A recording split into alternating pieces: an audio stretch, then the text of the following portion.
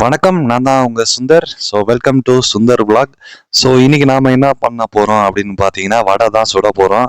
நிறைய பேர் வாயில சுட போறாங்க வடைய. நாம இன்னைக்கு க- வடை சட்டியில வடை சுட போறோம். ஸோ வடை சுடுறதுக்கு தேவையானதெல்லாம் ஃபர்ஸ்ட் எடுத்து வச்சுக்கிட்டோம் நாங்க. ஸோ இந்த மாதிரி ஃபர்ஸ்ட் ரவுண்டா பிசைஞ்சு வச்சுட்டு அதுக்கப்புறமேட்டு தட்டு சைஸ்ல நல்லா தட்டி அது எண்ணெயில போட்டு பொரிச்சு எடுத்துக்கிட்டா அவ்வளோதாங்க. காரா வடை. ஸோ இது செய்யறதுக்கு ஒரு கொஞ்ச நேரம் நல்லா எண்ணெயில் வேக வைக்கணும். ஸோ அதுக்கு முன்னாடி எண்ணெயை நல்லா ஹீட் பண்ணிடுங்க. ஸோ ஹீட் பண்ணதுக்கப்புறம் நாம் அந்த எண்ணெயில் போட்டுட்டோம்னா அது நல்லா ஹீட் ஆனதுக்கப்புறம் நல்லா டேஸ்டான காரமான காரா வடை ரெடி ஆகிடும். ஸோ பாருங்க எப்படி வருதுன்னு. நீங்களும் உங்கள் வீட்டில் செஞ்சு பாருங்க இந்த மாதிரி காரா வடை எப்படி இருக்குன்னு. ஆக்சுவலாக இது சவுத் இந்தியனில் எஸ்பெஷலி தமிழ்நாட்டில் ரொம்ப ஃபேமஸ். நீங்கள் எந்த கடைக்கு போனாலும் இதுதான் வித்துட்டு இருப்பாங்க மோஸ்ட்லி.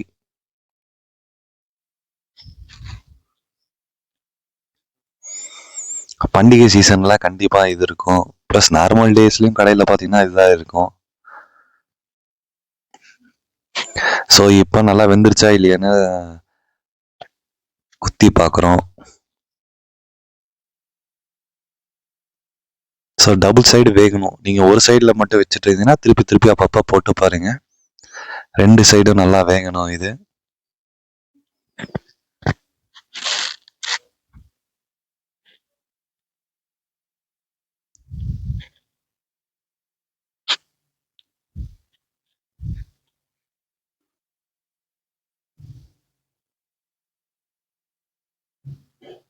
ஸோ இப்போ நாங்கள் 2 சைடும் திருப்பி திருப்பி போட்டுட்டு இருக்கோம் வெந்துச்சா இல்லையான்னு.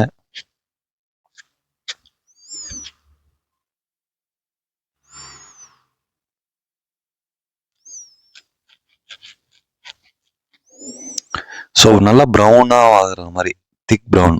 ஏற்கனவே ப்ரௌனாக இருக்குது, கொஞ்சம் லைட் பிளாக் ப்ரௌன் ஆகிற வரைக்கும் நம்ம இதை வேக வச்சுட்டு தான் இருக்கணும், பொரிச்சிட்டு இருக்கணும்.